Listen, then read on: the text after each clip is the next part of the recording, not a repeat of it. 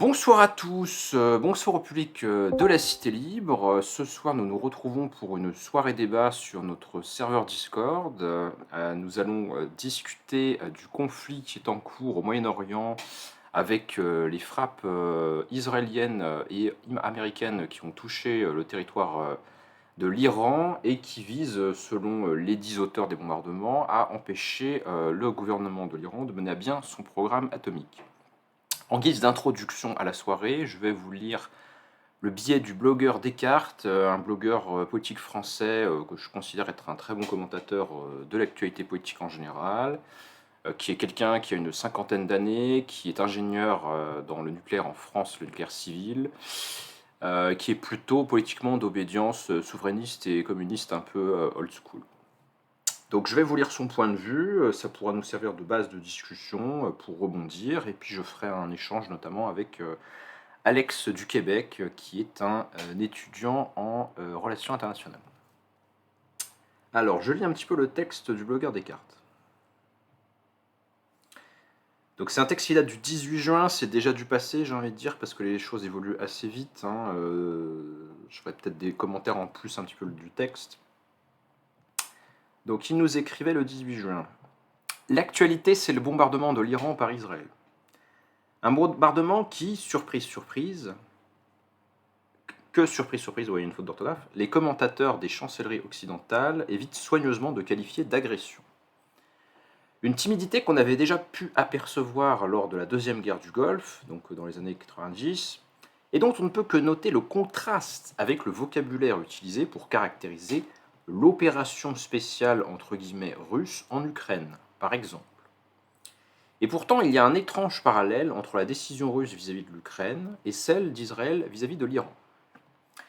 Dans les deux cas, il s'agit de ce qu'on appelle entre guillemets une guerre préventive, déclenchée unilatéralement en violation du droit international et justifiée au nom des intérêts vitaux de la nation. Pour la Russie en 2022, une Ukraine intégrée à court terme à l'OTAN, stockant sur son territoire des armements américains et potentiellement des armes nucléaires, était perçue comme une menace vitale. Par ailleurs, les Russes avaient déjà dit plusieurs fois qu'ils ne voulaient pas d'extension de l'OTAN à leurs frontières, ce que les Américains n'avaient pas fait depuis la fin de la guerre froide, comme vous le savez. De la même manière qu'en 2025, pour Israël, un Iran disposant à court terme de l'arme nucléaire est perçu comme une menace vitale. Devant cette analyse, la Russie de 2022 comme Israël en 2025 font donner les canons. Et non seulement contre les dispositifs militaires, mais aussi contre les infrastructures civiles, puisque l'objectif est non seulement d'affaiblir la capacité militaire de l'adversaire, mais d'affaiblir son économie et ses structures politiques, avec l'espoir d'imposer un changement de régime pour trouver en face des dirigeants plus dociles. Là où le parallèle s'arrête, c'est dans la réaction des grandes démocraties, entre guillemets.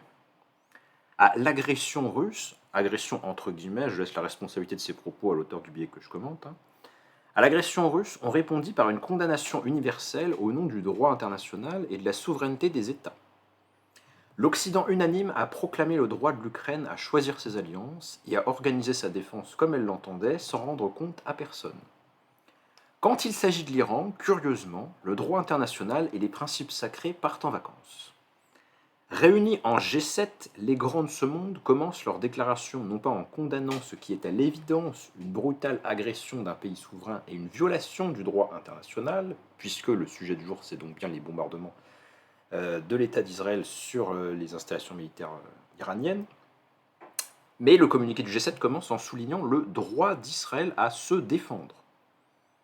Ce qui veut donc dire qu'ils avalisent l'analyse suivant laquelle le programme militaire iranien est une menace directe à la sécurité d'Israël.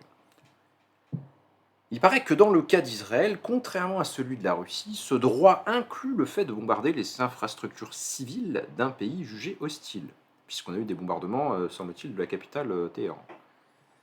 Et le G7 complète sa déclaration en proclamant que l'Iran n'aura jamais l'arme nucléaire, confirmant que le droit reconnu à l'Ukraine de faire souverainement ses choix concernant sa défense n'est plus de mise lorsqu'il s'agit de l'Iran. Et il n'y a pas que les paroles, il y a les actes. L'agression de l'Ukraine a entraîné 18 trains de sanctions européennes et des milliards de fournitures de guerre et de crédits civils aux pays agressés. Donc je ne sais pas pourquoi il avait mis agression entre guillemets russe au début, puisque là il reconnaît bien qu'il y a une agression de l'Ukraine par la Russie. Passons sur les guillemets. Les crimes de guerre et le probable génocide en cours à Gaza n'ont suscité que des condamnations verbales, et encore, il en ira probablement de même après l'agression sur l'Iran. Pas la moindre sanction en vue pour Israël, et on peut parier que la timide décision de réexaminer l'accord d'association entre l'Union européenne et l'État hébreu, prise sous la pression de l'indignation publique concernant le génocide en cours à Gaza, génocide dont on, entre parenthèses dans le texte, il est passé de probable à certain à 2 phrases d'intervalle, mais bon. L'accord d'association entre l'UE et l'État hébreu sera sûrement maintenu, car la guerre avec l'Iran a déplacé Gaza des actualités et a fait un petit peu oublier cette question dans les médias. Bien sûr, ce 2 poids 2 mesures, donc entre la réaction des chancelleries occidentales à la situation ukrainienne et la réaction des chancelleries occidentales à la situation en Iran avec la guerre en cours, n'étonnera que ceux qui veulent être étonnés. Car les précédents sont nombreux, du bombardement de Belgrade par l'OTAN pour imposer un changement de ses frontières à la Serbie, donc ça c'était durant la guerre de l'ex-Yougoslavie dans les années 90, jusqu'à l'invasion de l'Irak en 2003 par les troupes américaines pour imposer aux Irakiens un régime conforme aux vœux des États-Unis. On sait que ce qui est agression entre guillemets venant des adversaires du bloc occidental devient droit à se défendre entre guillemets, voire intervention humanitaire chez ses partisans. En Irak comme en Serbie, à Gaza comme en Iran, le bloc occidental s'est assis sur ses principes hautement revendiqués, sous des prétextes plus ou moins crédibles. On attend toujours les armes de destruction massive attribuées à Saddam Hussein, qui a servi de justificatif à l'agression contre l'Irak, et avec la bénédiction de ceux, intellectuels, journalistes, personnalités politiques, qui sont souvent les plus vocaux pour les proclamer, les dits principes universels du droit international et des droits de l'homme et compagnie. Ce qui reste étonnant, c'est la capacité des bien-pensants occidentaux à ignorer les contradictions de leurs discours, même lorsqu'elles sont évidentes. Alors que depuis la chute de l'URSS, on est revenu progressivement dans une logique où la raison d'État prime absolument non seulement sur le droit, mais même sur les principes humanitaires, on continue à nous rabâcher le discours éculé sur le droit, la démocratie et la paix. Malgré Belgrade, malgré Bagdad, malgré Guantanamo, malgré Gaza, on continue de se raconter la fable d'un Occident revendiquant une supériorité morale au nom des grands principes humanitaires et juridiques. Pour ne pas exempter la France de ces errances, rappelons que la France s'est assise sur une décision de l'ONU lors de la guerre en Libye de 2011, par exemple. On a détruit le régime de M. Kadhafi sans en avoir le droit. Par contre, quand c'est la Russie qui veut changer un régime à ses frontières, ça c'est tout à fait inacceptable, c'est un attentat à l'humanité. Donc on voit qu'il y a un double standard quand même. Certains lecteurs de mon précédent papier, donc qui portait sur Gaza spécifiquement, s'interrogeaient sur les raisons de la mansuétude dont le bloc occidental entier faisait preuve à l'égard d'Israël, notamment concernant le génocide en cours à Gaza. La réponse se trouve dans les déclarations du chancelier d'Allemagne, Friedrich Merz, en marge du G7. Dans un entretien accordé à la chaîne Welt TV le 17 juin, il salue le courage de l'armée israélienne qui fait le sale boulot pour nous tous en attaquant l'Iran. Voilà donc explicitement la raison. Israël, c'est le bras armé des démocraties occidentales, entre guillemets, au Moyen-Orient, le préposé aux basses œuvres. Et conserver cet atout vaut bien qu'on ferme les yeux sur quelques crimes de guerre, voire des crimes contre l'humanité. Paraphrasant la formule de Roosevelt à propos de Somoza, je cite la formule de l'auteur du blog, Netanyahou est peut-être un fils de pute, mais il est notre fils de pute. On peut d'ailleurs admirer l'intelligence politique de Netanyahou dans son timing. Alors que le génocide à Gaza commençait à faire mauvais genre et que ses soutiens occidentaux avaient de plus en plus de mal à le couvrir devant leurs opinions publiques, on peut penser dans le cas de la France au retournement de l'opinion qui a manifestement eu entre le mois de juin où nous sommes et le début d'année en janvier, où il était tout à fait impensable et inadmissible de se plaindre de la situation à Gaza, à moins que vous soyez un excité d'extrême gauche, droit de l'homiste ou que sais-je. C'était vraiment le silence total. Maintenant, on a le droit de dénoncer. Donc il y a eu un retournement de l'opinion, et du président de la République d'ailleurs aussi sur la question, plus ou moins. Alors donc que le génocide à Gaza commence à faire mauvais genre et que les soutiens occidentaux de Netanyahou avaient de plus en plus de mal à le couvrir, attaquer l'Iran rappelle son utilité, donc celle de M. Netanyahou, et fait taire toute critique. Puisqu'on est en guerre, donc c'est pas le moment de se disputer, de contester. Et sa première victoire sur ce plan ne s'est pas fait attendre. Le jour suivant le début des bombardements sur l'Iran, le chancelier allemand loue le courage des Israéliens. Et notre président de la République, donc M. Macron, annonce le report sine die, donc sans date de reprise, de la conférence de l'ONU destinée à remettre sur la table le projet de solution à 2 États en Palestine.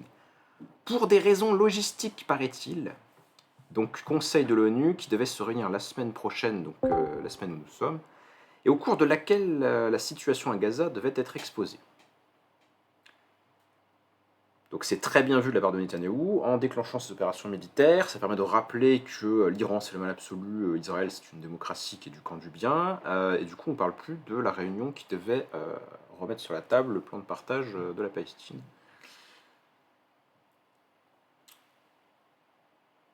Et maintenant, l'histoire récente ne nous donne pas beaucoup de raisons d'être optimistes.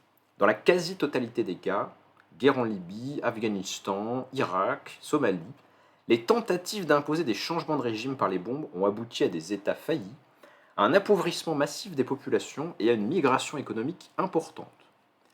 L'Iran sera-t-elle demain une nouvelle Libye, un nouvel Afghanistan? Même si l'histoire est très différente, la question mérite d'être posée, tant les buts de guerre d'Israël paraissent peu précis. Et puis Israël est pris d'une certaine façon dans une fuite en avant. Ayant franchi le Rubicon, il est obligé d'affaiblir suffisamment l'Iran pour ne pas craindre un retour de bâton. Mais pour affaiblir l'Iran, il est obligé d'employer des moyens qui ne peuvent que souder le peuple iranien autour de ses dirigeants et le faire rêver de revanche, sans compter l'inquiétude d'autres États de la région, on pense particulièrement à l'Irak, qui est évidemment entre les 2 États d'un point de vue géographique, sans compter l'inquiétude d'autres États de la région qui savent désormais que le feu israélien peut tomber du ciel sans préavis et sans que la communauté internationale ne s'en émeuve. Si l'objectif était de détourner l'Iran et avec lui un certain nombre de pays de la volonté de chercher à obtenir l'arme nucléaire, c'est à mon avis raté.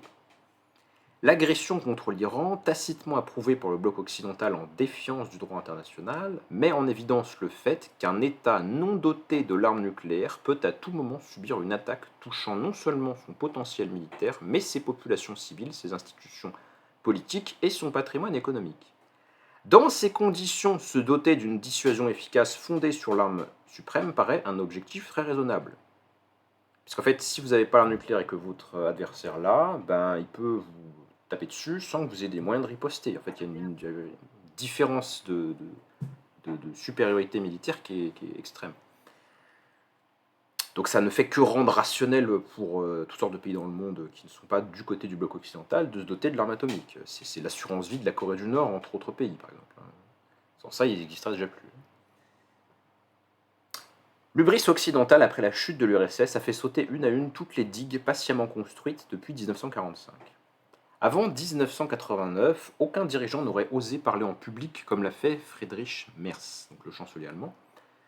Sa déclaration sur le sale boulot accompli par Israël montre que chez les princes qui nous gouvernent, on ne ressent même plus le besoin de sauver les apparences, de faire semblant d'adhérer aux règles que, depuis la fin de la Seconde Guerre mondiale, régissaient au moins symboliquement les rapports entre États. Le sale boulot n'est plus si sale puisqu'il peut être reconnu et loué publiquement par un dirigeant soi-disant démocratique et respectueux du droit. Le temps est donc venu de remettre en cause un certain nombre de certitudes naïvement forgées pendant la période de paix armée que fut la guerre froide.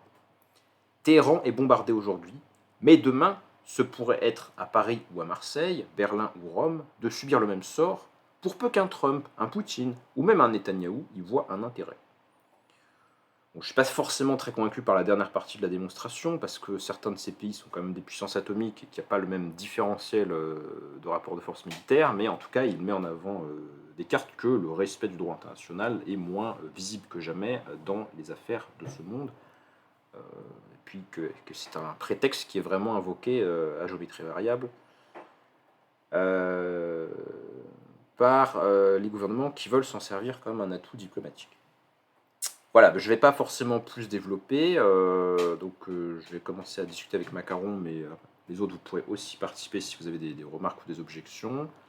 Qu'est-ce que tu penses de cette analyse, Macaron? Est-ce que tu es plus ou moins d'accord? Est-ce que tu veux réagir à un point en particulier ou est-ce qu'on enchaîne sur un autre, sujet? Enfin, Le texte ne me semble pas particulièrement intéressant. Je préfère apporter un point de vue réaliste lorsqu'on analyse les relations internationales. Et l'école réaliste nous enseigne qu'il faut mettre ses valeurs personnelles de côté lorsqu'on analyse une situation.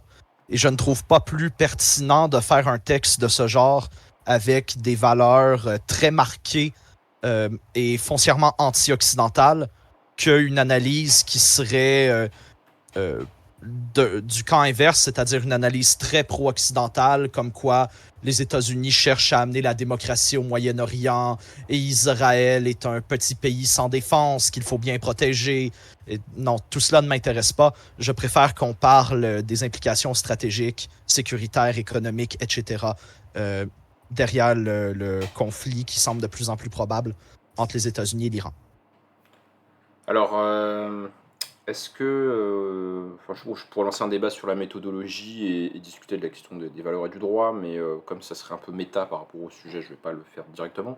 Qu'est-ce que tu penses du point sur Israël perçoit l'Iran comme une menace existentielle? Est-ce que c'est vraiment l'appréciation que on peut avoir vis-à-vis de ses dirigeants, ou bien est-ce que c'est une opportunité d'affaiblir un pays qui n'aime pas Israël, hein, de toute évidence, puisqu'il soutient des milices du Hamas dans la bande de Gaza et du Hezbollah au Liban.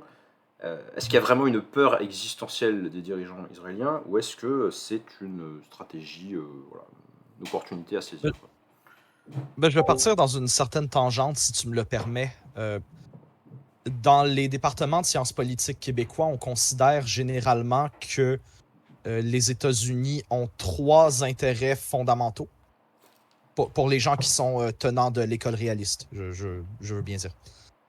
D'abord, un objectif économique. Le dollar américain doit rester, en anglais on dit le Global Reserve Currency, c'est-à-dire la monnaie qui est utilisée dans les échanges internationaux, même si on a, disons, un échange qui se ferait entre l'Europe et la Chine, ben on ne le fait ni en yuan ni en euros, on le fait en dollars américains. Ça, c'est le premier. Le deuxième, c'est que la Russie ne soit jamais intégrée dans les institutions européennes, parce que ça viendrait créer un bloc de pays développés trop puissant qui deviendrait instantanément un rival et peut-être même dépasserait les États-Unis. Et le dernier, c'est qu'il ne doit pas avoir d'hégémon qui émerge au Moyen-Orient pour la même raison que le deuxième. C'est-à-dire que si vous aviez une puissance hégémonique de manière régionale au Moyen-Orient, celle-ci contrôlerait le détroit de Suez, des tonnes de ressources en hydrocarbures, un des deux passages terrestres qui existent entre l'Europe et l'Asie, contrôlerait le Bosphore, contrôlerait le Caucase, contrôlerait le golfe arabo-persique. Et donc, pour les États-Unis, ça, c'est inacceptable. Ça viendrait créer une puissance rivale. Et il y a la même chose du point de vue israélien, qui est un hypothétique hégémon régional au Moyen-Orient ciblerait nécessairement Israël parce que c'est une bonne stratégie pour unifier les Arabes, les Perses, les Turcs, les Sunnites et les Chiites. C'est-à-dire que tous ont des raisons de ne pas vouloir d'un État juif occidentalisé dans cette partie du monde.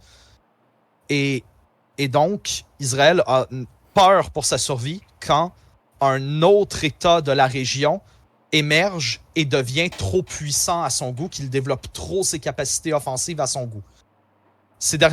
Durant la dernière décennie, on a vu l'émergence de ce qu'on appelle l'axe de la résistance, c'est-à-dire un réseau, en fait, piloté par l'Iran de groupes armés chiites dans à peu près toutes les régions où il y a des populations chiites importantes dans la région. Donc, je vais faire la liste quand même pour que les gens aient une idée. Il y avait principalement le Hezbollah au Liban, qui contrôlait entre autres les zones directement à la frontière, donc le sud du Liban, juste en bordure d'Israël. Il y avait en Syrie des régimes alaouites, des milices alaouites qui étaient dans les derniers soutiens vraiment solides du régime de El-Assad. Et ces milices ont été capables de vaincre l'État islamique, pendant un temps de repousser les forces rebelles le long de la frontière turque. Et il y avait également en Irak tout un réseau de milices, entre autres les forces populaires de mobilisation. Et enfin, les Houthis au Yémen. Et si vous avez votre carte de la région devant vous, ce que vous constaterez, c'est que en établissant une présence dans tous ces pays, l'Iran développe des capacités offensives le long de la frontière de tous les autres pays qui ont l'ambition de devenir des puissances régionales dans la région. C'est-à-dire que ça longe la frontière de la Turquie, ça longe la frontière de l'Arabie Saoudite, et ça vient mettre en danger Israël parce que ça crée un corridor terrestre direct de l'Iran à la frontière d'Israël au Liban, où l'Iran est capable d'aller fournir le Hezbollah en armes. Et c'est d'ailleurs ce qu'il a fait tout au long des années 2000. Donc pour Israël, le démantèlement progressif de l'axe de la résistance est un objectif de longue date et qui s'est réalisé peu à peu depuis le début de la guerre à Gaza. Donc on a eu l'offensive au Liban qui, je le rappelle, a échoué à capturer les territoires au sud, donc les territoires occupés par Hezbollah, mais qui est en train de mettre la pression sur le gouvernement libanais pour qu'il oblige le Hezbollah à se désarmer. Et d'ailleurs, le gouvernement libanais est actuellement en négociation avec Israël pour signer les accords d'Abraham. Probablement que cela aboutira peut-être pas au démantèlement d'Hezbollah, qui pourrait rester un parti politique, mais du moins à son désarmement. Ça, c'est assuré. Il y a eu le renversement du régime syrien et donc également la perte de pouvoir des milices alaouites. Ils essayent présentement d'entrer en insurrection. Ça ne rencontre pas un très grand succès. En Irak, le gouvernement est en train de mener une grande centralisation. Alors, l'Irak est un gouvernement majoritairement chiite, et c'est là que ça peut devenir intéressant. C'est que, tout en étant un gouvernement chiite, ils essaient de s'éloigner de l'influence iranienne progressivement. C'est-à-dire que, par exemple, les forces populaires de mobilisation se font actuellement demander d'être désarmées afin qu'une éventuelle, désormais très éventuelle, guerre entre les États-Unis et l'Iran ne déborde pas sur l'Irak. Il y a également le fait que... comment je pourrais dire? D'une certaine manière, l'Irak a été une démocratie assez fragile, dans le sens où les logiques claniques, la corruption étaient très importantes. Un parti politique est nécessairement associé à une secte et à un groupe ethnique. Et le gouvernement actuel essaie de faire dépasser un peu cette logique, ce qui amène à la situation très intéressante où vous avez un gouvernement chiite qui fait la promotion d'une sorte de nationalisme arabe. C'est-à-dire l'idée comme quoi l'Irak serait d'abord et avant tout un État arabe et que les différents groupes religieux arabes peuvent gouverner le pays ensemble sans avoir à être subordonnés à des puissances extérieures. Il y avait également au Yémen les Houthis qui ont dépassé les bornes pour la communauté internationale lorsqu'ils se sont attaqués au transport maritime.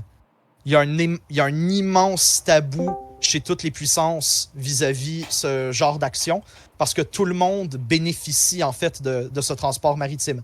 C'est-à-dire que si vous attaquez des navires qui passent dans la mer Rouge, vous vous attaquez à la Russie, la Chine, les États-Unis, l'Europe, l'Arabie Saoudite et l'Iran en même temps. Ça ne marche pas. Ça ne marche pas.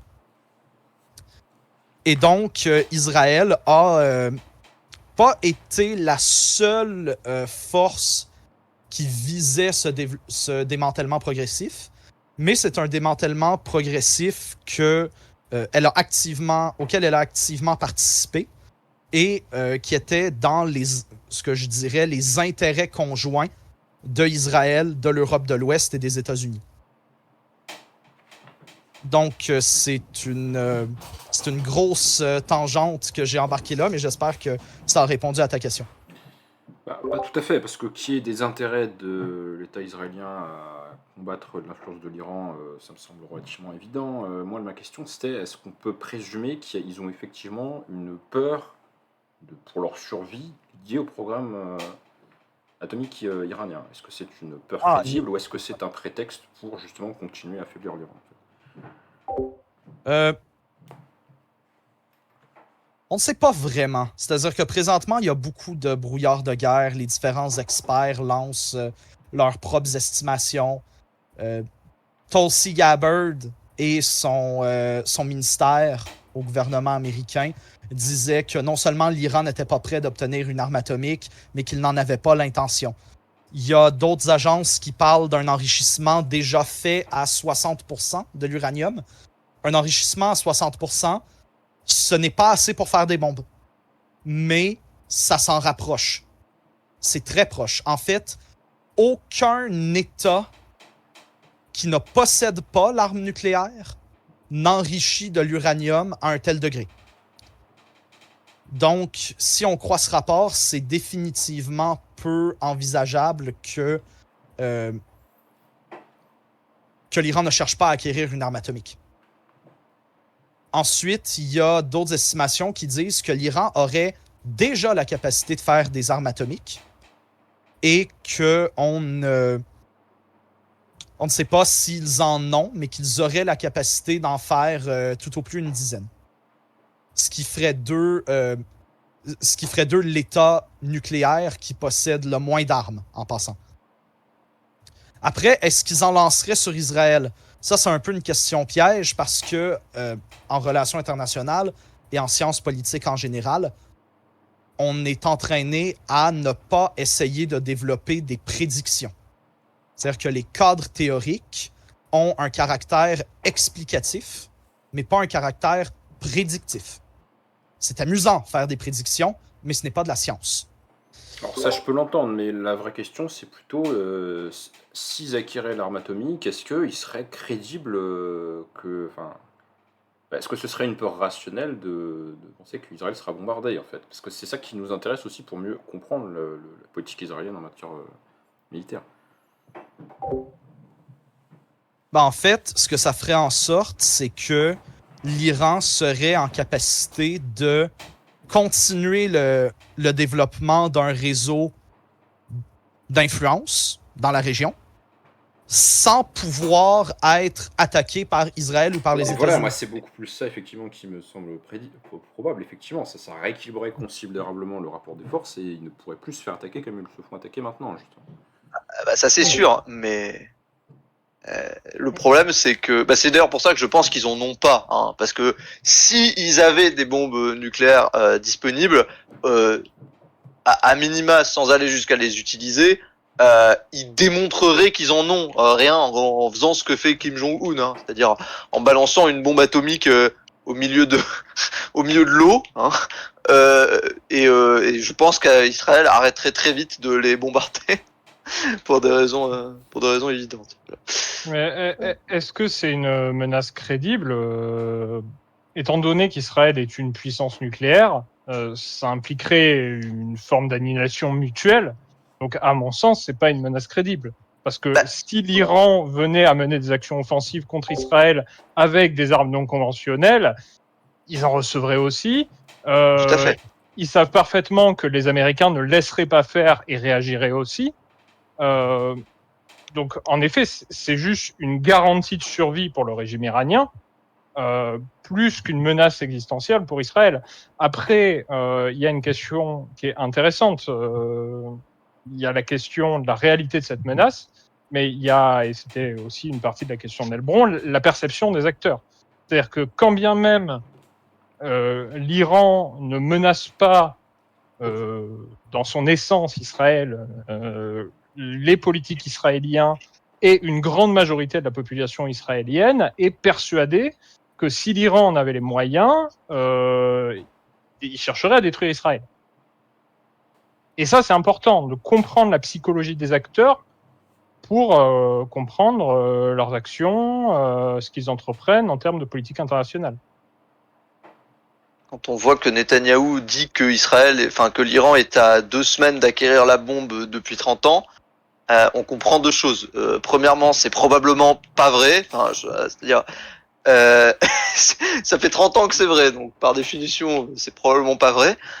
Mais par contre, on détecte quand même que il y a probablement chez la classe politique israélienne une vraie peur que ce soit le cas, quoi. C'est-à-dire que je pense qu'ils ont, pour eux, c'est absolument exclu de laisser l'Iran devenir une puissance nucléaire. Tout à fait. Tout à fait. Je dirais également que l'Iran n'est pas exactement une puissance qu'on pourrait qualifier de responsable en termes d'armement. C'est-à-dire qu'il y a une certaine logique d'État, une certaine raison d'État dans les agissements des mollahs et de l'ayatollah Khamenei. Je ne serais pas prêt à dire ça des Houthis, par exemple. Et pourtant, l'Iran a donné des missiles hypersoniques aux Houthis. Juste deux petits points. Le premier, bon, on me l'a appris.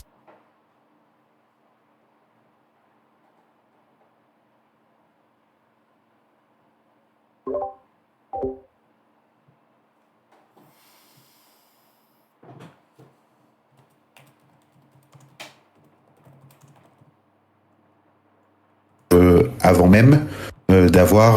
c'est-à-dire que le problème, c'est que eux-mêmes, leur garantie de survie, c'est qu'ils vont mourir avant même d'avoir lancé leur bombe, parce qu'ils sont infiltrés, parce que les technologies américaines, européennes, israéliennes, etc. sont... c'est ce qu'on m'a dit militairement. C'est-à-dire que même que l'Iran, l'Iran ou la Corée du Nord,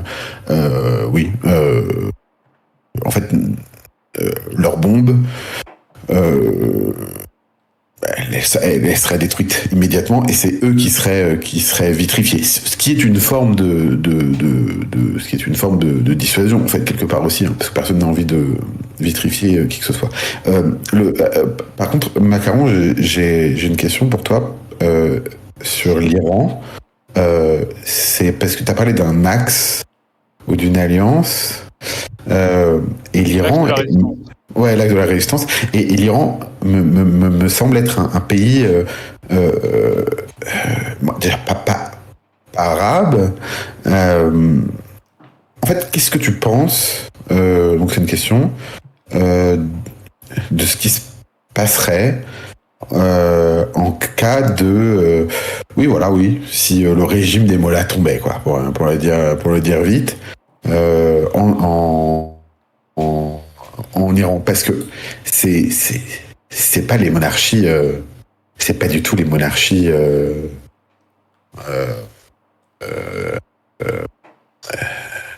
Du Golfe. Quoi. Du Golfe, ouais, voilà, on est d'accord. Enfin, je veux dire, les peuples sont... Le peuple iranien n'est pas arabe, premièrement, et deuxièmement, et c'est beaucoup plus complexe, n'est-ce pas? Enfin... Je dirais que... Alors juste pour préciser la question de Gabriel, est-ce que tu poses la question d'un renversement spontané ou interne, ou est-ce que tu poses la question suite à une agression militaire d'un autre pays? Question. T'as précisé, t'as ajouté quelque chose d'intéressant à ma question, en effet. Mais je la pose à Macaron, si jamais Alors, ce que je te dirais, c'est... on a en fait quelque chose d'assez comparable dans le passé avec le mouvement panarabe. C'est-à-dire que lorsque la maison mère est tombée, c'est-à-dire lorsque Nasser est mort, le réseau panarabe qui s'était développé dans le reste de la région a continué d'exister. El Assad est resté au pouvoir, Hussein est resté au pouvoir, Gaddafi est resté au pouvoir.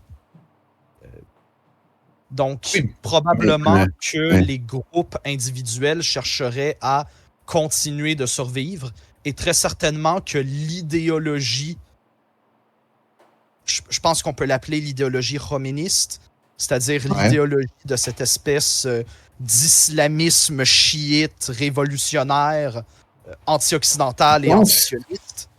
Mais attends, c'est fini, ça. Le communisme, enfin, le côté de gauche de la Pas révolution. de gauche, hein, Roménie. Il n'est pas de gauche, Khomeini. Alors, il Non, non. y a eu un Non. discours Non, mais- social, hein. Il y a eu un discours social C'est avant la mieux que ça, Révolution, oui, voilà. mais c'est essentiellement un discours de façade. Hein. Oui, bien sûr, mais justement, c'est exactement comme les frères musulmans en Égypte. Hein. c'est ça qui me. Alors, essayez de cadrer la discussion parce qu'on a eu la nature, l'idéologie du régime et est-ce qu'il va tomber. Donc, essayez de. D'accord, ben, je vais commencer tout simplement. S'il tombe, Qu'est-ce qui se passerait s'il tombe? Voilà, ouais. Qu'est-ce qui, ouais, selon toi? S'il tombe, les groupes individuels qui soutenaient vont continuer d'exister. L'idéologie du régime va continuer d'exister en Iran, même si elle est minoritaire, de la même manière que... alors, eux, ils sont extrêmement minoritaires, mais vous avez encore des groupes bassistes en Irak, par exemple. Je pense que les Houthis sont probablement les mieux placés pour essayer de survivre. C'est-à-dire ils sont encerclés et ils sont en guérilla depuis déjà 10 ans. Donc ça m'apparaîtrait assez compliqué pour même pour l'Arabie Saoudite et disons le reste du Yémen de pouvoir les déloger. Mais pour les forces populaires de mobilisation, elles sont déjà en train d'être désarmées par le gouvernement irakien. Pour ce qui est de l'insurrection alaouite en Syrie, ça ne fera pas long feu, soyons honnêtes. Pour ce qui est du Hezbollah, je pense qu'ils peuvent quand même réussir à rester un parti politique important dans la scène libanaise, mais... Oui, mais que dans la scène libanaise. Oui. Tous, évidemment, Israël a quand même bien infiltré leur rang, apparemment. Selon les gens qui sont d'intelligence, Israël aurait bien infiltré leur rang depuis les frappes de décapitation lors de l'offensive. Et donc, ça ferait en sorte que tout l'espèce de réseau criminel du Hezbollah qu'ils ont dans le monde avec le trafic d'armes à feu, le trafic de drogue, etc. Oui, c'est important, oui. Mais c'est beaucoup d'argent, oui. Par les États-Unis. Mais tout ça pour dire, je ne pense pas qu'il va y avoir un réseau chiite comparable si les États-Unis envahissent et font un changement de régime. Probablement que les États-Unis vont se mettre à énormément assister les gouvernements libyens, syriens, irakiens et yéménites pour les aider à combattre ces espèces de derniers petits groupes restants. Surtout que, désormais, ils auront la légitimité de dire que ce ne sont pas des groupes étatiques. Je suis assez d'accord avec toi. C'est ça qui est très compliqué avec l'invasion de l'Iran actuellement du point de vue légitimité, c'est qu'on envahit un pays souverain. Alors que aider le gouvernement irakien à désarmer les forces populaires de mobilisation, ce n'est pas l'invasion d'un État souverain, justement. Merci. Ouais. Et si je te dirais autre chose, par contre, qui s'est développé, c'est que les frères musulmans essaient de développer un espèce de réseau qui sera un peu comparable à ce que l'Iran avait fait. Notamment, on me posait la question dans le chat du Hamas, pourquoi je n'inclus pas le Hamas dans l'axe de la résistance. C'est pour la même raison que je n'inclus pas le gouvernement syrien en lui-même dans l'axe, mais uniquement les groupes islamistes chiites qui ont soutenu Assad. C'est parce que, idéologiquement, le Hamas ne rentre pas dans ce cadre-là, et même le Hamas a déjà combattu l'axe de la résistance, notamment en Syrie. En Syrie, le Hamas soutenait les rebelles parce que les deux étaient apparentés aux frères musulmans. Et présentement, des gouvernements des frères musulmans Alors, il y a les rebelles qui ont gagné en Syrie. Ils ont une bonne présence dans les parties sunnites du Liban. Ils ont le Hamas qui ne contrôle plus la bande de Gaza, mais qui est devenu la force dominante. Je sais pas si on pourrait dire chez les groupes de résistance palestiniens, mais chez les groupes armés palestiniens, disons, et qui contrôle le gouvernement turc au travers du parti d'Erdogan. Ouais, c'est. Je sais pas si c'est les frères musulmans qui contrôlent le gouvernement turc ou si c'est le gouvernement turc qui contrôle les frères musulmans, mais. Oui, en effet, c'est pas évident. Il y a un débat. Non, mais par contre, en Palestine, plus que le Hamas, comme je disais dans le chat, t'as notamment le djihad islamique palestinien qui est beaucoup plus proche de l'Iran que le Hamas, par exemple. Oui, absolument.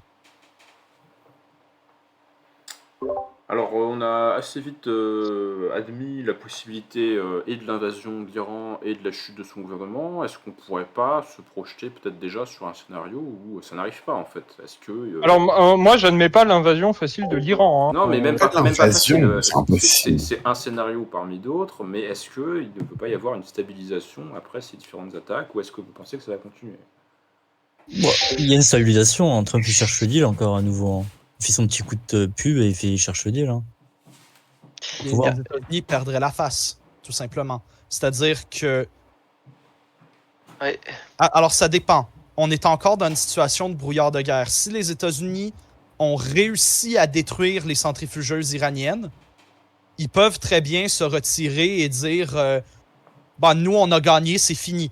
Sauf qu'après, ça repose sur l'espoir que l'Iran ne commette pas des actions dans la région pour se venger. J'imagine très bien l'Iran, dans les prochains jours, attaquer les bases américaines dans la région, essayer d'attaquer peut-être une partie de la marine américaine qui est dans le golfe Persique présentement, ou quelque chose du genre. Je pense que c'est... Enfin, je suis pas sûr du tout, hein, parce que je pense qu'ils sont tout à fait conscients que ça serait vraiment une très très mauvaise idée pour eux. Mais, alors, je suis partagé là-dessus. C'est-à-dire que d'un côté, ça dépend qu'est-ce qu'ils estiment. Ça dépend s'ils estiment qu'ils peuvent survivre au fait de rien faire. Parce que, et c'est un peu le problème souvent avec ce type de régime qui repose essentiellement sur la force plus que sur la légitimité populaire. Parce que la légitimité populaire du régime iranien, elle est... elle est ce qu'elle est. Elle est morte et enterrée depuis quelques années. Voilà, c'est ça, elle est morte et enterrée depuis quelques années. Le problème, c'est que le régime iranien, il repose un peu sur le fait que la population le trouve crédible et le trouve menaçant. Et du coup, c'est un peu dangereux pour eux de rien faire. Parce que, en fait, il y a une limite au nombre de fois où tu peux te faire humilier à la chaîne sans répondre, quoi. Enfin, ou sans répondre de façon crédible. C'est un peu un jeu d'équilibriste, parce que en effet, hein, je suis d'accord avec toi, mais d'un autre côté, ils peuvent pas non plus se permettre d'avoir leurs centres urbains qui sont bombardés à la chaîne en représailles américaines suite à des actions iraniennes. Enfin, il y a la question très terre à terre de la survie personnelle des dirigeants qui, s'ils s'en prennent à des intérêts américains, peuvent se prendre une frappe de drone ou une frappe de missile. Donc, en effet, c'est un jeu d'équilibriste. Faut qu'ils arrivent à convaincre leur population que ils font au mieux et qu'ils peuvent pas faire grand-chose de plus, peut-être. Est-ce que ces attaques ne sont pas de nature à renforcer le soutien de la population iranienne à ses dirigeants parce que la souveraineté du pays est en jeu, en fait? Oui, mais ce sera toujours... Je pense que le lien avec le régime, il est trop profondément brisé depuis les manifestations de 2019-2020, surtout pour que les frappes américaines et israéliennes soient de nature à ressouder le peuple iranien. C'est ça, surtout qu'on a quand même pas mal de mouvements. Alors bon, après c'est des mouvements certains externes, mais moi j'avais vu un mouvement interne qui donc t'as carrément des gens qui appellent à ce que le peuple iranien profite de la déstabilisation du régime pour se soulever. Moi, je pense que ça arrivera pas parce que en fait, ils sont trop terrifiés et trop peu organisés sur le Oui, voilà, moment. il y a plus de partis, il y a plus de gros partis organisés en Iran depuis le milieu des années 80. Donc, C'est ça. Mais ceci dit, plus la situation perdure, plus les chances augmentent, à mon sens, que ils finissent par avoir une action coordonnée pour se débarrasser. En fait, c'est un peu ce qui s'est passé. Enfin, je pense que moi, je pense que la meilleure comparaison, en quelque sorte, hein, même si j'admets qu'elle a des limites, c'est avec la Serbie pendant la guerre de Yougoslavie. Hein. C'est-à-dire que il y a un moment où il y a peut-être des gens dans le régime iranien, mais même qui peuvent faire partie du régime, hein, qui pourraient se dire que le meilleur moyen d'avoir de récupérer la paix avec les acteurs extérieurs, c'est de se débarrasser des mollahs, hein, voilà, et d'établir un autre régime. Voilà.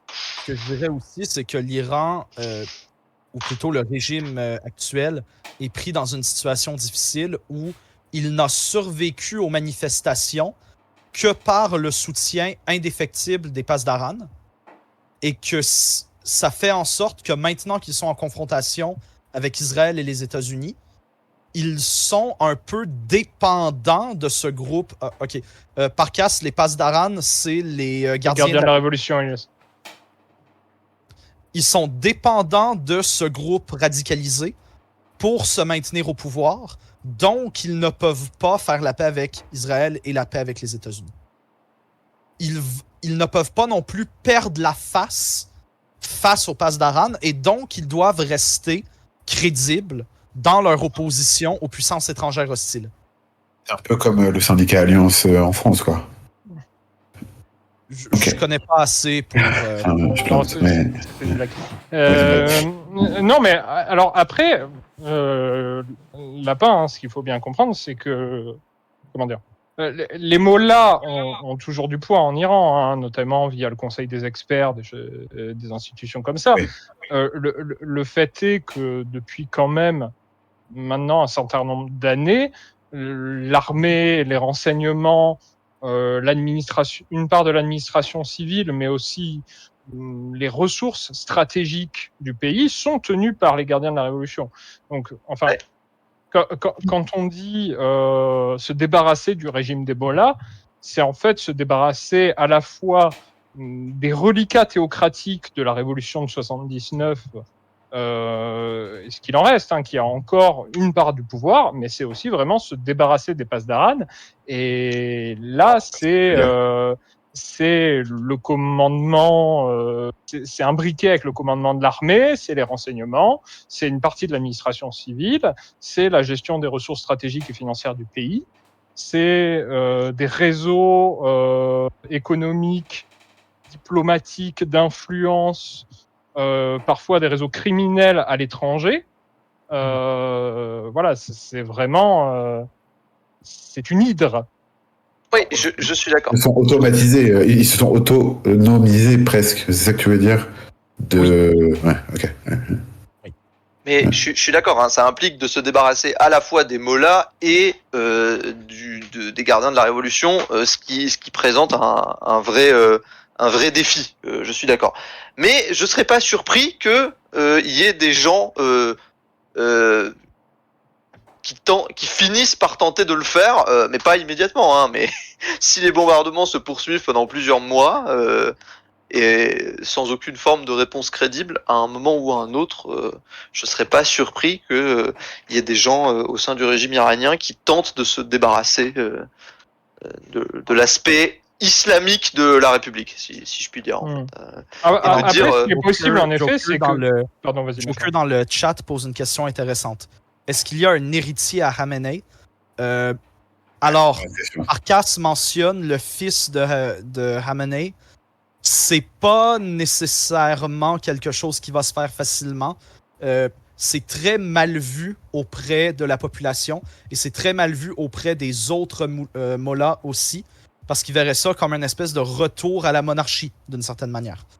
Il y a aussi le fait que c'est pas nécessairement quelqu'un qui est perçu comme étant très compétent politiquement, le fils de Ramenei. Donc, sinon, il y avait un successeur désigné presque évident. C'était son nom m'échappe à la mémoire, mais c'était le président avant Pezeshkian. Celui qui est mort dans un écrasement d'hélicoptère. Rivzi, tu dois le savoir. C'est quelque chose. C'est pas Rouhani? Oui, Ça, oui. ouais. Non, c'était Non. pas Rouhani. Si. Il était dans le civil, pour le coup. Non, Raisi. Oui, Raisi. Alors, Raisi, il Rouhani, était c'était celui d'avant. président. Donc, président, c'est une fonction civile. Mais c'était un homme religieux. Et un truc qu'il faut bien comprendre avec l'Iran, c'est que techniquement, Khamenei ne dirige pas le pays de par son rôle d'ayatollah. Khamenei dirige le pays de par son rôle de guide suprême de la révolution islamique. Et le guide suprême de la révolution islamique, il n'y a rien qui dit que c'est obligé d'être un ayatollah.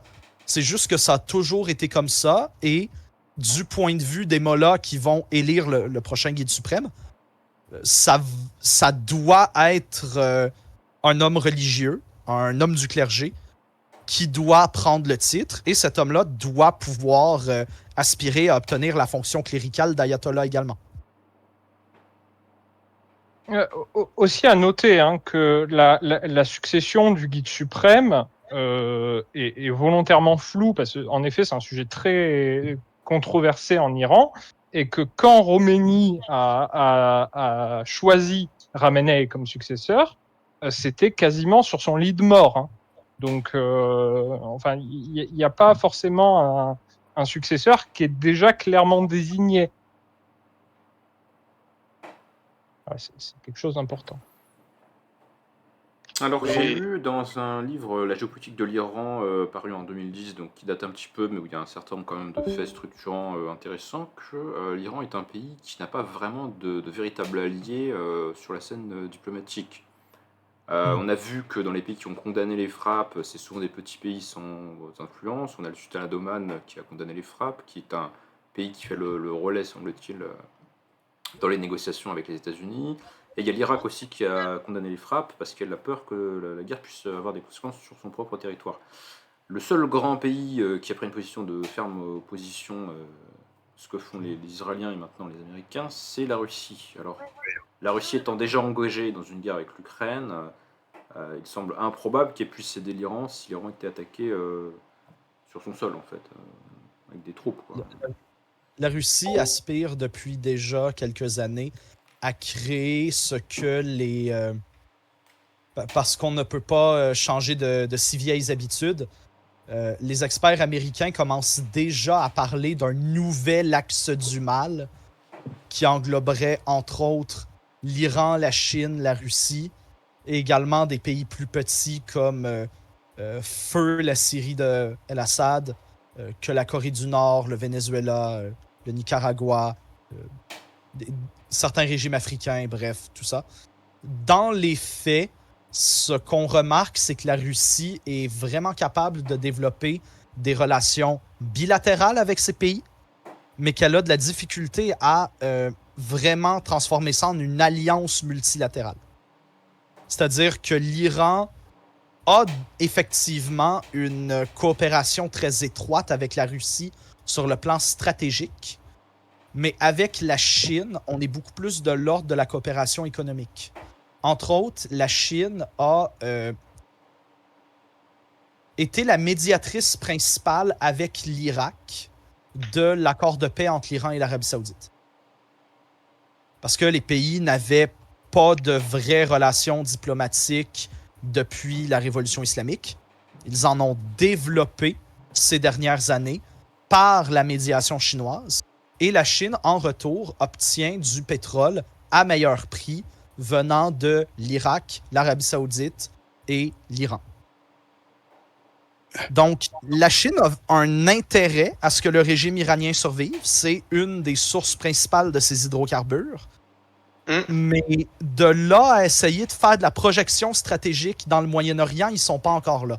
C'est encore le domaine des États-Unis, de l'Europe de l'Ouest et de moins en moins de la Russie, qui est pour l'instant vraiment embourbée avec l'Ukraine. Et l'Afrique et l'Amérique du Sud, en revanche, certes, c'est un peu que du droit, mais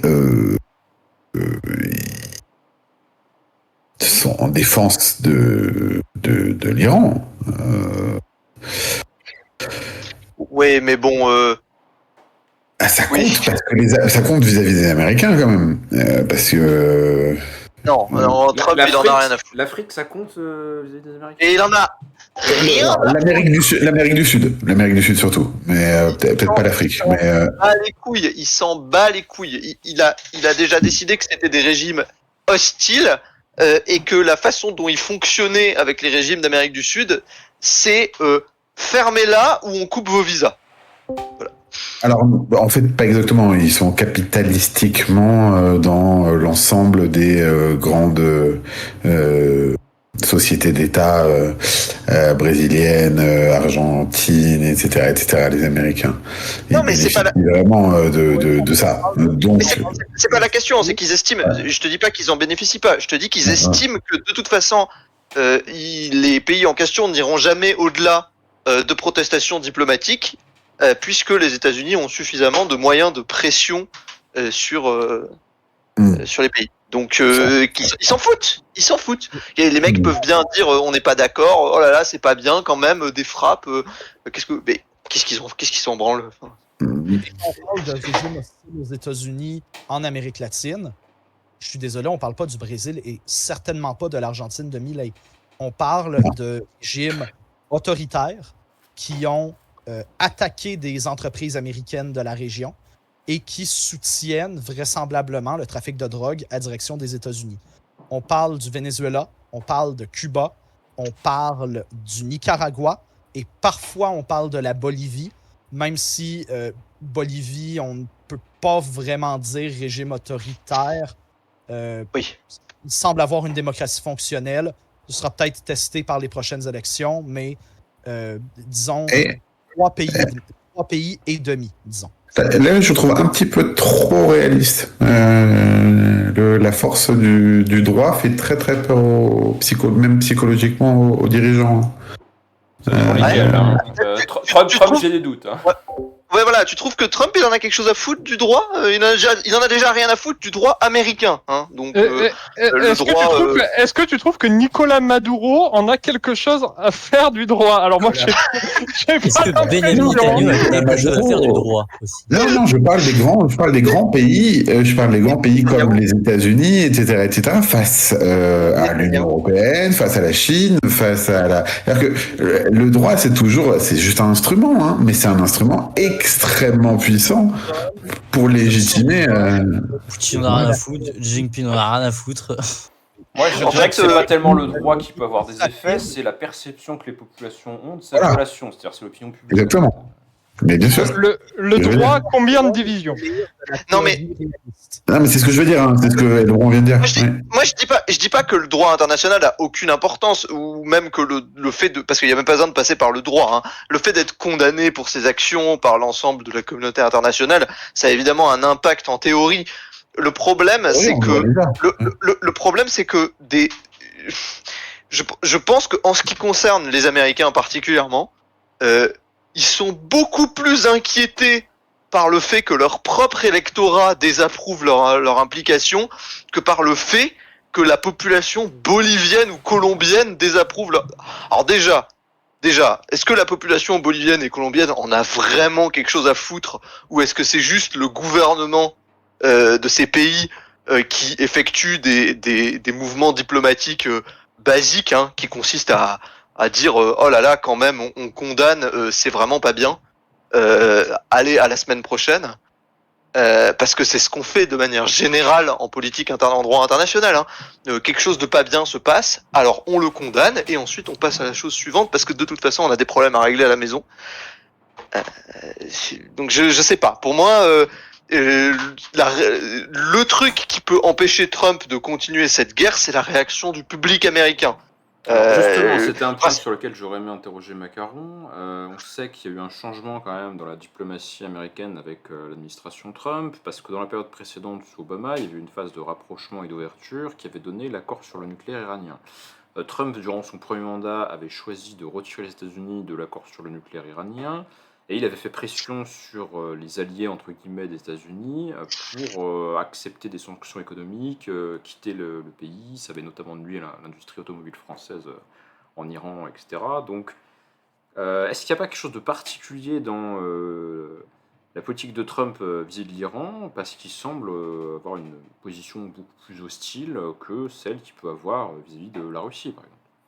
Alors, deux choses. La première, au sujet du soutien de la population américaine, je vais la faire courte. Si Trump abandonne les Trumpistes, qu'est-ce qu'il perd? Rien. Si Trump abandonne les gens qui l'ont mis au pouvoir, c'est-à-dire les gens qui ont financé la campagne du Parti républicain, les gens qui ont fait sa stratégie de campagne, les gens qui possédaient des médias qui ont propagé le message républicain durant l'année 2024. Là, il perd réellement quelque chose. Là, ça devient vraiment beaucoup plus difficile de mettre en place les politiques qu'il veut. Ça fragilise son pouvoir. Et donc, il ne va pas écouter sa base électorale, il va écouter ses soutiens effectifs. Il va écouter les puissants. Il ne va pas écouter les masses. Ensuite, pour ce qui est de, disons, le Trumpisme en relations internationales, si on peut dire que ça existe. J'aime bien l'analyse que Elbridge Colby avait. Alors, pour rappel, Elbridge Colby, c'est quelqu'un qui a été brièvement conseillé durant la première administration Trump, qui a démissionné, qui ensuite a parlé, raconté de son expérience, écrit sur ce qu'il voulait que un gouvernement Trump 2.0 soit à l'international en termes d'enjeux de sécurité, etc. Et qui maintenant est redevenu conseiller à la sécurité nationale. Donc, c'est quand même quelqu'un d'assez important. Et voilà ce qu'il disait durant l'interrégnum. Il disait l'échec du Trumpisme 1.0 à l'international, c'est le fait qu'il n'y avait pas réellement de... c'est ça, il n'y avait pas réellement de philosophie qui organisait son action. Trump s'entourait de tout ce qu'il y avait de républicains, donc des gens qui avaient des philosophies à l'international très différentes. Ça allait d'un côté extrême à des néoconservateurs absolus du genre Bolton. Ou du genre Marco Rubio, qui maintenant est le ministre des Affaires étrangères. Mais ça allait également chez des isolationnistes, des gens qui voulaient carrément quitter l'OTAN, considéraient même quitter l'ONU, qui souhaitaient que les États-Unis, généralement des gens qui étaient très pro-tarifs aussi, des gens pour qui America First, ça signifiait ne pas intervenir à l'étranger, ne pas dépenser de l'argent à l'étranger.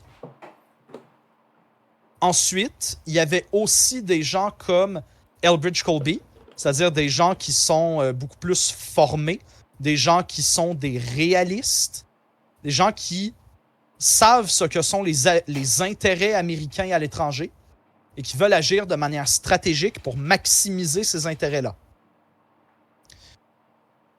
Donc, vraiment, ça dépend à chaque fois de qui parvient à convaincre Donald Trump de faire quoi. Et ça fait en sorte que, c'est pour ça que je pense sincèrement qu'il a négocié de bonne foi avec l'Iran et que les néoconservateurs de son entourage ont, pendant les négociations, réussi à les faire s'aborder et que ça donne la situation actuelle et que s'ils continuent, ils vont pousser pour une invasion terrestre pour mener un changement de régime. D'ailleurs, Marco Rubio, aujourd'hui en entrevue, n'a pas écarté cette possibilité. Oui, Vas-y, oui, la parole. très interventionniste.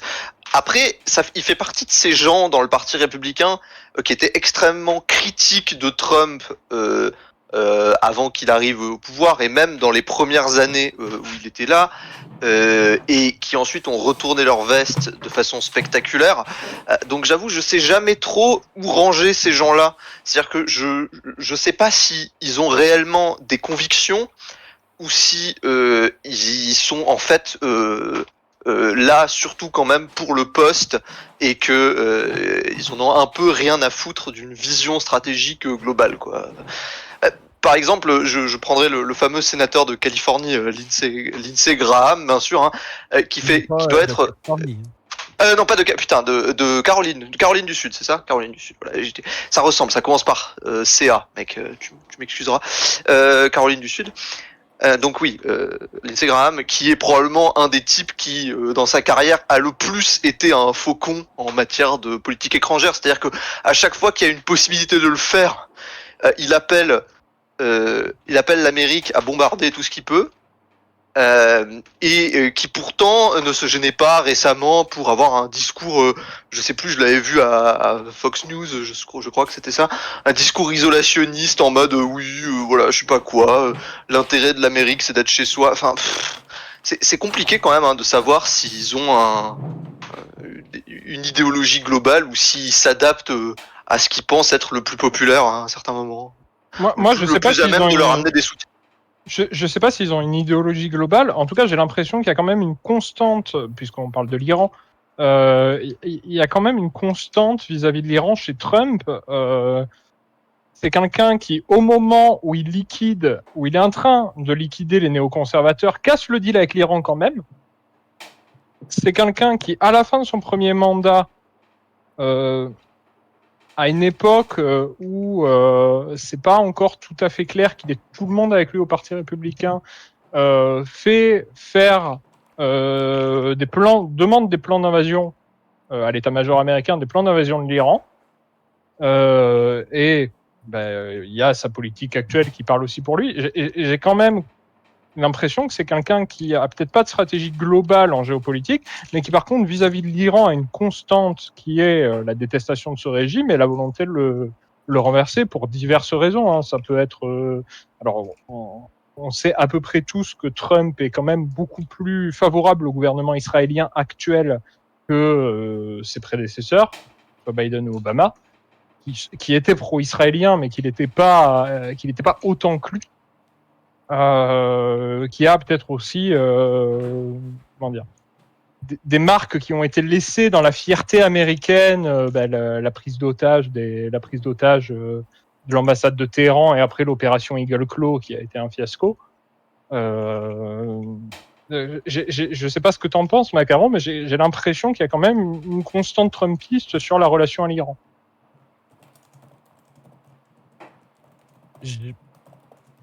Je pense que ça vient vraiment juste de la personnalité du personnage et de l'héritage du Parti républicain que de quelque chose de réellement sincère, d'une vraie animosité envers le pays. Réellement.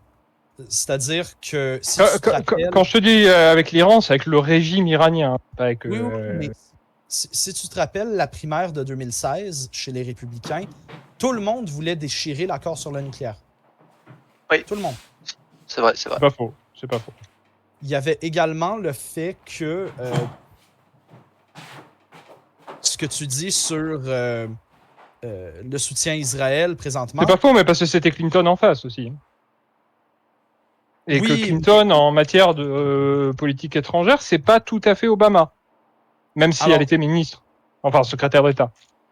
Je pense que l'accord sur le nucléaire, c'était pas Clinton, c'était John Kerry, si je ne m'abuse. Oui. Non, mais oui. Je veux dire, la personne qui avait en face de Trump, c'était Hillary Clinton.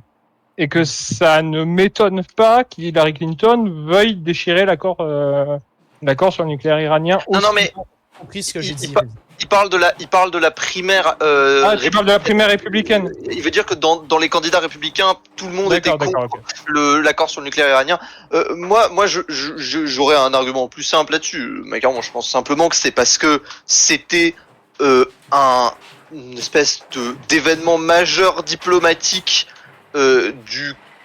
du mandat démocrate que les républicains avaient peut-être identifié comme quelque chose de relativement peu populaire ou de facile à attaquer. En fait, c'était un point facile d'unification de tout le monde et de mobilisation de la base, peut-être, en mode ah ouais, c'est vraiment pas bien, on a fait un deal avec un régime terroriste qui est notre ennemi depuis 40 ans, regardez ces sales démocrates mous. Ça me semble être la raison pour laquelle on attaque ce genre de deal, quoi. C'est un moyen facile de dire nous, regardez, on est des gens durs, voilà. Comment dire, oui, on n'est pas des mous, quoi. Voilà. On ne se plie pas face à des régimes dictatoriaux ou ce genre de choses. Ça me semble être un peu la raison pour laquelle tout le monde était contre, quoi. Je sais pas s'il y a des raisons spécifiques à l'Iran ou si c'était vraiment.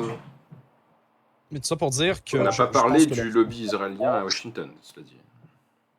Oui. Lol. l'impression que j'ai en fait, c'est que l'hostilité au régime iranien est beaucoup plus quelque chose de bipartisan, mais beaucoup plus marqué chez les républicains en général et pas Oui. quelque chose de spécifique au trumpisme.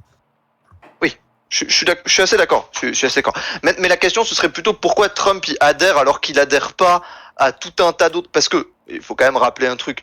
Avant que Trump arrive là, l'hostilité à la Russie, c'était aussi un truc très marqué chez les républicains. Hein. Je veux dire, j'ai vu énormément. Moi, je me souviens encore dans les années vers 2014, et quand Obama n'a rien fait entre guillemets, hein, quand Poutine a envahi à la Crimée, t'avais quasiment unanimement tout le monde dans le parti républicain qui le dénonçait comme quelqu'un de faible, voilà. Et pourtant Trump, enfin, il me semble clairement que vis-à-vis des Russes, il n'est pas aussi hostile que ce que pouvaient l'être énormément de gens au sein du parti républicain, quoi. Donc, je sais pas pourquoi est-ce qu'il, je sais pas. Peut-être c'est parce qu'il voit pas vraiment de raison d'avoir un avis différent sur l'Iran, alors qu'il a des raisons d'avoir un avis différent sur la Russie, peut-être. Je ne sais pas. Et c'est un régime présidentialiste. C'est-à-dire que c'est pas comme en France où alors, tu changes d'administration, enfin quand il arrive, l'administration change, etc., etc. C'est pas aussi galère qu'en France, quoi. Il y a effectivement une plus grande capacité à remplacer les membres de l'administration Voilà. par qui tu veux. Et d'indépendance de cette administration. Après. Voilà, c'est juste pour dire ça. C'est compliqué quand même de savoir exactement quelle est la stratégie de Trump vis-à-vis de l'Iran, mais moi, si je devais avoir un dernier mot là-dessus, je pense que Donald Trump, il est spécifiquement... en fait, il s'est choisi une cible, si je devais dire ça comme ça. C'est-à-dire que Donald Trump, il procède un peu par objectif, si vous voulez, et je pense qu'il a quand même, parmi ses objectifs, d'apparaître comme un homme fort qui lutte contre des régimes, voilà, l'axe du mal finalement. Hein. Et il se trouve que l'Iran et ses différents vassaux, hein, on peut dire ça comme ça, ces différents alliés, sont la cible la plus facile. Hein, parce que c'est marrant de dénoncer la Chine. Mais il se trouve aussi qu'en fait tu peux pas faire grand chose contre la Chine. Hein. C'est la Chine, bah, tu peux dire c'est un danger, c'est terrible, donc tu as des raisons objectives matérielles de rediriger ta stratégie contre. Mais tu peux pas vraiment balancer des bombes sur des membres du régime chinois qui se baladent en Afrique ou ce genre de choses, quoi. Ça reste quand même un régime un peu à prendre au sérieux. Et voilà. Donc, moi, je dirais que Trump, en fait, il a choisi l'Iran comme adversaire à plusieurs reprises, en fait. Et je sais pas s'il y a une stratégie globale. Hein. Je pense que c'est un peu par moment. Là, en l'occurrence, il a l'air de vouloir sa victoire diplomatique qui serait avoir forcé l'Iran à concéder qu'elle n'aura pas de programme nucléaire ou quelque chose comme ça. Hein. Voilà. T'es d'accord, Macarou? Parce que moi, je suis d'accord avec Lapin. Ça me semble être un peu... Ça me sonne en effet comme quelque chose de probable. Peut-être qu'il y a aussi l'idée de se dire que, parce que c'est un discours qu'on entend souvent en fait dans les milieux réalistes américains, de se dire on peut pas à la fois s'attaquer, ou plutôt on peut pas à la fois combattre l'Iran, la Russie et la Chine. Donc il y a peut-être une mentalité de se dire mais si je vainc l'Iran tout de suite, je vais être capable de ensuite pouvoir me concentrer sur la Russie et la Chine. Tout à fait, effectivement. Attention, parce qu'il va rien vaincre du tout, il va vaincre des mollahs. Hein. L'Iran, c'est un vrai pays. Enfin, encore une fois. Ouais. Il y a pas, enfin des trois régimes un peu alliés là qu'on présente souvent, c'est celui qui est à la fois le plus vulnérable, hein, c'est-à-dire que c'est celui qui n'a pas un arsenal de plusieurs centaines de bombes atomiques, voilà, et c'est le plus petit, c'est le plus contesté par sa population en interne, c'est le plus quelque part illégitime. Ce que je veux dire par là, c'est le régime iranien depuis sa création quand même. Hein, ça fait un moment, hein, mais il est un peu perçu, je dirais, comme illégitime par une bonne partie des gens, enfin des autres pays. Hein, disons sans aller jusqu'à remettre en question son existence, mais t'as quand même pas mal de gens qui n'aiment pas trop le caractère islamiste du régime. Enfin voilà, c'est différentes. Son idéologie, sa façon de tenter de propager son idéologie aussi. Enfin, ce genre de choses font que l'Iran est quand même uniquement... Le fait que ce soit un régime issu d'une révolution qui soit entouré de monarchie. Tout à fait aussi, par exemple. Enfin, il y a quand même beaucoup de raisons pour lesquelles l'Iran est une cible... est la cible de choix en fait. Hein. Peut-être qu'il n'y a pas vraiment besoin de se causer plus de questions. Elle s'est toujours vue comme une cible hein, d'ailleurs. Hein. C'est ça qui est étonnant d'ailleurs. C'est un peu comme Israël, hein, parce qu'ils se sont toujours vus comme une cible des sunnites. Hein, historiquement. Les Ayad, etc. Pour eux, c'est des martyrs. Ils ont été la cible de Saddam Hussein qui s'est levé un matin et qui s'est dit « Et si j'envahissais l'Iran ?» Ouais. Oui, factuellement, il y a des raisons, enfin, il y a diverses raisons, mais je pense que l'Iran, c'est le pays le plus évident. Parce qu'en fait, sinon, le truc, c'est que tu te retrouves soit à attaquer des régimes... des groupes de résistants, des groupes terroristes qui font de la guérilla et tu n'achèves rien de glorieux. Enfin, je veux dire, balancer des bombes sur les Houthis, ce qu'ils ont fait par ailleurs, hein, ça n'a pas vraiment d'impact et personne ne prend ça comme un achievement diplomatique ou enfin, je veux dire, dans 2 ans, l'entièreté de la planète aura oublié que les Américains ont balancé des bombes sur les Houthis il y a 3 mois, quoi. Enfin,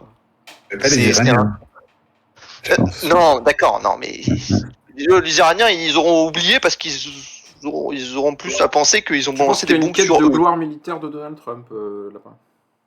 Alors, je sais pas si la gloire en question, elle est militaire. Elle est militaro-diplomatique, je te dirais, en fait. Son objectif est d'avoir, à son palmarès, si tu veux, d'avoir vaincu l'Iran. Voilà, d'avoir...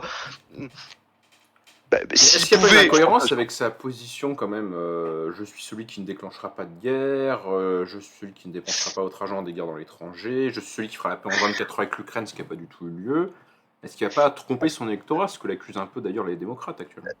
Mais tout à fait. Mais tu sais, ça c'était sa première stratégie peut-être aussi. Hein. Essayer d'obtenir la paix en Ukraine, c'est aussi ça aurait été... Si jamais c'était arrivé, ça n'avait aucune chance d'arriver, hein, mais si jamais c'était arrivé et que Donald Trump, 3 semaines après son élection, avait organisé une paix entre l'Ukraine et la Russie, ce serait quelque chose pour le coup pour lequel on se serait souvenu de lui. Il se trouve que ce n'est pas arrivé et il s'est probablement rendu à l'évidence, ça n'arrivera pas. Hein, voilà, les Russes ne sont pas intéressés. Voilà, donc ça n'arrivera pas. Donc il faut passer à autre chose quelque part. Et tu dis son discours. Oui, bien sûr, c'est incohérent avec son discours, mais après il s'en fout. Il a plus besoin d'être réélu, Trump. C'est le trahir le discours qu'il a eu vis-à-vis de ses électeurs, ça lui coûte rien en fait. Hein. Comme disait Macaron avant, mais c'est encore pire. Il y a une question dans le chat plus tôt. Est-ce que ça risque pas de lui coûter les midterms s'il faisait ça, justement, c'est une guerre. Ah Si tu regardes les sondages, ces midterms ont déjà l'air foutus. C'est ça. Bon, après, c'est tôt hein, quand même. Les midterms, c'est dans 1 an et demi. Hein, donc voilà. Mais j'ai deux choses. Effectivement, déjà, ça a l'air d'être déjà mal parti. Moi, j'ai vu des élections partielles en Amérique. Les résultats, ils sont terribles hein, pour les républicains. T'as des élections partielles où les démocrates prennent 30 points par rapport à ce qu'ils avaient eu 3 mois avant. Quoi. Donc les sondages ont l'air déjà terribles et les résultats partiels qui peuvent exister tendent à le confirmer. Donc déjà, et deuxièmement, je pense qu'ils s'en foutent parce qu'ils ont l'intention d'avoir fini leur programme législatif d'ici 2 ans. Et ensuite, il s'agira de faire de l'obstruction pendant 2 ans. Mais c'est un peu de toute façon comme ça que fonctionnent les administrations américaines. Hein. On passe tout le programme qu'on peut dans les 2 premières années, en sachant pertinemment que dans les 2 années suivantes, il s'agira d'arriver à faire reposer la faute du fait que rien ne marche sur le camp adverse. Sur ces belles paroles pleines d'espoir, je propose de clôturer la soirée. Merci de vos participations à tous. À bientôt.